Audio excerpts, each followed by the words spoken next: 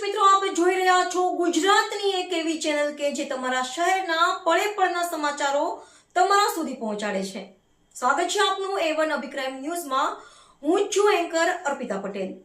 ગાંધીધામ નશામુક્ત ભારત અભિયાનની 5મી વર્ષગાંઠ પૂર્વ કચ્છ પોલીસ દ્વારા ગાંધીધામમાં જનજાગૃતિ વોકેથોન યોજાઈ. નશામુક્ત ભારત અભિયાનની 5મી વર્ષગાંઠ અને આંતરરાષ્ટ્રીય નશાબંધી દિવસ નિમિત્તે પૂર્વ કચ્છ પોલીસ દ્વારા ગાંધીધામમાં જનજાગૃતિ વોકેથોન યોજાઈ હતી. તારીખ 26 જૂન 2024ના રોજ સવારે 7 કલાકે પોલીસ અધિક્ષકની કચેરીથી શરૂ થયેલી આ વોકેથોન મુન્દ્રા સર્કલ સુધી પહોંચી હતી. પોલીસ અધિકારીઓને ડરમિયારીખે સ્ટે નો ટુ ડ્રગ્સ અને ડ્રગ્સ ફ્રી ઇન્ડિયાના સંદેશા સાથે જનજાગૃતિ ફેલાવી હતી. પૂર્વ કચ્છ પોલીસે નાગરિકો અને ખાસ કરીને યુવાધનને નશાના દૂષણથી દૂર રહેવા અપીલ કરી છે. નશામુક્ત ભારતના નિર્માણમાં સરકાર અને પોલીસના પ્રયાસોમાં નાગરિકોને સક્રિય સહયોગ આપવા માટે ખાસ અનુરોધ કરવામાં આવ્યો છે.